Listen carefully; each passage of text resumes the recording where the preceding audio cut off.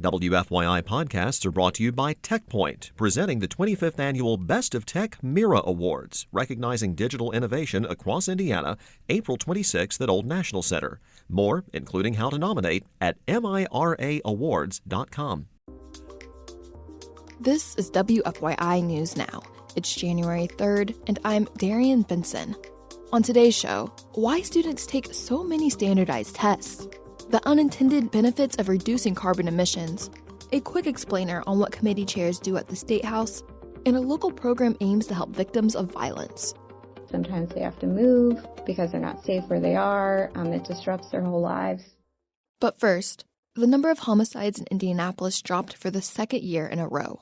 Jill Sheridan has more.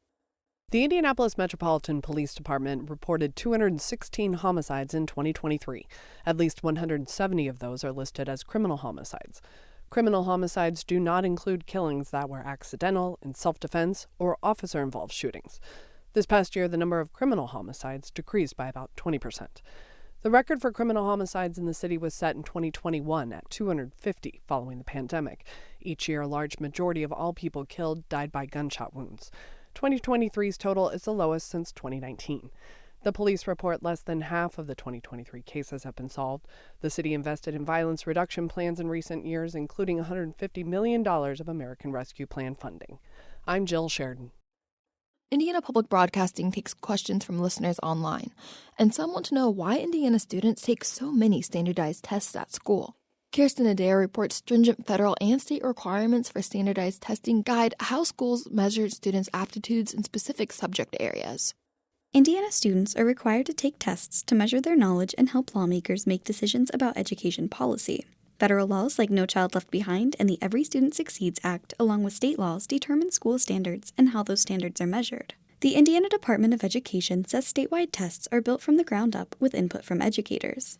One of the most prolific tests is iLearn, Indiana's statewide assessment for students in grades 3 through 8. The iRead 3, another prominent test, measures third graders' reading skills. Some tests, like WIDA, a test for English language learners, are specific to certain groups of students.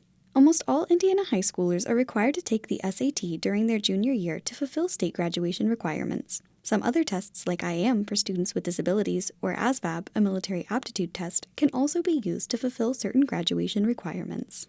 For Indiana Public Broadcasting, I'm Kirsten Adair.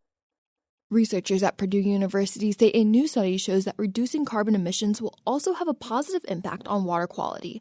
As Ben Thorpe reports, researchers say their findings show that policies to reduce carbon emissions will have other unintended benefits. Purdue researchers explore the potential impacts of policies to reduce carbon emissions using carbon pricing. Carbon pricing is an economic policy that charges polluters based on their emissions.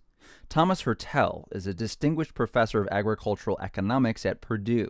He says carbon pricing reduces nitrogen fertilizers, which are a large contributor to greenhouse gas emissions, and also runoff into water. There is a modest reduction in crop output in the Midwest, but more substantially, they cut back on the intensity of use. That, in turn, results in less nitrogen running off the field. Hertel says the study ultimately shows that policies to reduce carbon emissions will have positive knock-on effects for other kinds of environmental pollution. I'm Ben Thorpe. Legislative committees get the first look at bills introduced at the Indiana Statehouse and can be the difference between whether they die or move on to the chamber floor. Rebecca Thiel reports on a recent example that shows how committee chairs often make those committees what they are. This past February, it seemed youth climate activists' moment had come. Their bill to create a climate solutions task force was finally given a hearing in the Senate Environmental Affairs Committee. But the chair adjourned the committee without voting on the bill. He said it needed more work and likely would have died had it been brought for a vote. Andrew Downs is the director emeritus of the Mike Downs Center for Indiana Politics. He says it often takes several years and many edits before a bill passes, and even a hearing without a vote is valuable. Hey, you've still moved through the process. You've brought the issue up. You've had a discussion about it. You've raised awareness about it. You've maybe even found out other positions on the issue that you hadn't thought about. Downs says committee chairs can be a litmus test of what might happen on a chamber floor. They also get to decide how many bills a committee hears and what kinds of bills they're going to prioritize. For Indiana Public Broadcasting, I'm Rebecca Thiel. This story is part of Civically Indiana, a project to answer both the how and why of Indiana's state government. To take part in the conversation or find stories like this, go to ippbs.org/civicallyindiana. And for our final story today, Indianapolis is one of the cities in the country with the most violence per capita. Elizabeth Gabriel reports a local program helps victims of violence get back on their feet. Prescription for Hope is composed of a team of violence prevention professionals who connect victims to different supports. That includes post-hospitalization care, mental health services, and short-term rent if they lost their job due to the injury. Dr. Damaris Ortiz is the medical director of the program. She says surviving those kinds of injuries can have ripple effects on someone's life and their family members. Sometimes they have to move because they're not safe where they are. It disrupts their whole lives. Indianapolis sees around 200 homicides and over 500 non-fatal shootings a year. I'm Elizabeth Gabriel. That's all for today's episode of WFYI News Now.